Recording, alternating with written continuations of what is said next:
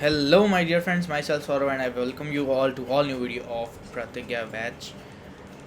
And this is lecture number 2, I guess. This is very small lecture series, like 8 to 10 minute lecture series, in which I am going to explain a very little concepts of MLT A to Z, all the concepts and explanations. Okay, so this kind of slide will be in right front of you because I cannot miss a single point. क्योंकि मैं नहीं चाहता कि मैं सीधे सीधे हिंदी में बताता हूँ आपको, क्योंकि मैं नहीं चाहता कि बिल्कुल एकदम एक भी पॉइंट आपका छूटे किसी भी चीज़ में से, ठीक है। तो कईयों कईयों को ऐसा हो जाता है कि यार हिंदी में बोल दो ना ज़्यादा अच्छा रहता है, हिंदी में सुनना ज़्यादा अच्छा लगता है। तो चलिए शुरू करते हैं उनके लिए हिंदी में। Let's start today's lecture number 2, ठीक है। तो अभी हम बात कर रहे हैं एजेंसीज़ की that issues the guideline and standards, ठीक है। जो गाइडलाइन और स्टैंडर्ड्स बनाती हैं, ये भी अफसोस ये भी एक भी इंडिया में एग्जिस्ट नहीं करती है। इंडिया के अपने कोई रूल्स एंड रेगुलेशंस है ही नहीं, ठीक है पर मतलब वो उतने ज़्यादा फॉलो नहीं किए जाते। आपने नोटिस किया होगा, कोई भी लैब में आप काम कर रहे हो, फिलहाल कहीं आप पढ़ रहे हो, स्टडी कर रहे हो, या फिर इंटर्नशिप कर रहे हो, या फिर आप एम्प्लॉय हो, वहाँ पर एक चीज़ लिखी हुई दिख जाएगी आपको, CDC, ठीक है। ये चीज़ क्या है? ये है centre of disease control and prevention, ठीक है। ये सेंटर है, ये ऑब्वियसली अमेरिकन फाउंडेड है, and standard guidelines and primarily related to infections and control practices ये हमको बना के देता है। कुल मिला के ये हमको एक डायरी बना के देता है, डायरी बना के देता है, जिसमें सारे रूल्स एंड रेगुलेशंस लिखे होते हैं कि कैसे कैसे आपको एक लैब में काम करना है और क्या क्या आपको चीज़ें ध्यान रखनी है। तो ये तो हो गई दूसरी बात। अब पहली बात पे दोबारा चलते हैं। AABB, American association for blood banks. अब ये ब्लड बैंक्स नाम से ही पता लग रहा है, ये सारा कुछ A to Z blood banks के लिए एकदम निर्धारित करके बताता है कि इस तरीके से ही आपको ब्लड बैंक में काम करना है। अगर ऐसा नहीं करोगे तो आपका काम गलत हो सकता है, ठीक है। तो ये तो हो गया हमारे पास ब्लड बैंक के लिए। और दूसरा ये था हमारा एक सेकेंड, दूसरा ये था हमारा centre of disease and control, CDC। ये तो आपको हर जगह लैब में देखने को मिल ही जाएगा, ये हर जगह, मतलब आपको CDC लिखा हुआ मिल जाएगा, प्लस उसमें जितने भी गाइडलाइंस है वो भी लिखे हुए मिल जाएंगे, ठीक है। Clinical laboratory and standard institute, CLS, formerly NCCLS, पहले NCCLS को बोला जाता था, ठीक है। Standards on all aspects of lab practice development through voluntary consensus. अब वॉलेंट्री कंसेंसस किस चिड़िया का नाम है? वॉलेंट्री कंसेंसस क्या होता है?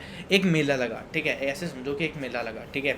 उस मेले में अलग अलग जगह से किरदार बुलाए गए। अच्छा, कबड्डी वाला आ गया, ये वाला प्लेयर आ गया, वो प्लेयर आ गया, मेले में खिला रहे हैं उनको, मतलब एकदम मस्त, एकदम मेला जमाजम लगा पड़ा है। उसी तरीके से काफ़ी सारे साइंटिस्ट लोगों को बुलाया गया, भाई यार एक साथ इकट्ठे हो जाओ, हम लोग एक कंसेंसस बना रहे हैं, सारे अपने अपने विचार उसमें डाल देना।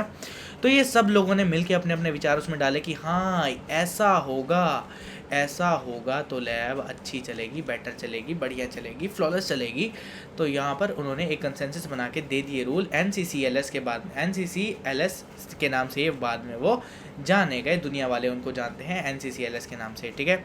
तो ये एक कंसेंसस है, ठीक है। ऐसे ही और भी बहुत सारे बने हैं, पर फेमस कोई होता है, मालूम है आपको, ठीक है। बहुत सारी चीज़ें होती हैं पर फेमस कोई होता है। इंटरनेशनल ऑर्गेनाइजेशन ऑफ स्टैंडर्डाइजेशन, ये तो सबको पता है। अरे किसी का हेलमेट याद है क्या किसी को? अरे हेलमेट को उल्टा करके देखना, उसके पीछे लिखा होगा ISO सर्टिफाइड। अच्छा, ISO क्यों करते हैं सर्टिफाइड? दुनिया वाले बोलते हैं कि यार अच्छा ठीक है, आपके एक कंट्री में तो हमने कोई चीज़ बना लिया, कोई प्रोडक्ट हमने एक कंट्री में बना लिया, ठीक है। और ये जो ऊपर वाले तीनों थे, ये तो रूल्स फॉलो करने के लिए थे, उन्होंने रूल्स बना के भेज दिए, इंडिया में फॉलो हो गए, ऑनलाइन ट्रांसफ़र हो गए, ठीक है, कोई दिक्कत वाली बात नहीं है।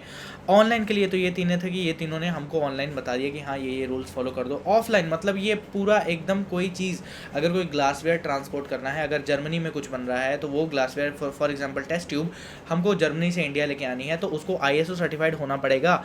इंडिया वाले, भारतीय लोग, इंडिया वाले कैसे जानेंगे कि ये किस स्टैंडर्ड का है? तो ISO स्टैंडर्ड, ये वाला कोड उनको दे दिया जाता है कि हाँ इस कोड का है, इस स्टैंडर्ड का है, तो वो लोग समझ जाते हैं कि इसकी औकात कितनी है, कितनी औकात का प्रोडक्ट है। तो ये कुल मिला के हमको इसलिए था कि वर्ल्ड वाइड रिकॉग्निशन हो जानी चाहिए कि किस औकात का कौन सा प्रोडक्ट है, ठीक है। तो ये क्या है हमारे पास, standard to facilitate international exchange of goods and services developed through voluntary world wide consensus. ये भी वर्ल्ड वाइड कंसेंसस, इसके लिए भी बहुत सारे लोगों को बुलाया गया कि भाई तुम लोग आओ, तुम लोग आओ, तुम लोग आओ, बताओ, सब लोग मिलकर बताओ कि कौन सी चीज़ें बढ़िया रहेंगी। तो उन सब ने वोट किया कि ये चीज़ें बढ़िया रहेंगी तो MLT की लैब बढ़िया चलेगी, तो उन्होंने कंसेंसस बना दिया, ठीक है।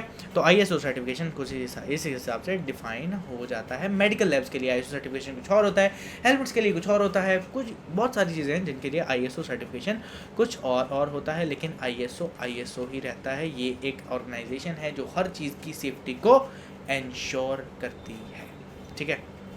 तो आज के लिए इतना ही, मिलते रहिएगा हमसे प्रतिज्ञा सीरीज़ में, और this series will be game changer for you guys, क्योंकि इसमें मैं सारा कुछ कवर करने वाला हूँ, A to Z, pathology, biochemistry, microbiology and haematology plus basics. अभी तो बेसिक्स वाली क्लास चल रही है, अभी बेसिक्स के बाद हम लोग सारा कुछ कवर करने वाले हैं, ठीक है। तो मिलते हैं नेक्स्ट वीडियो में, till then okay, good bye.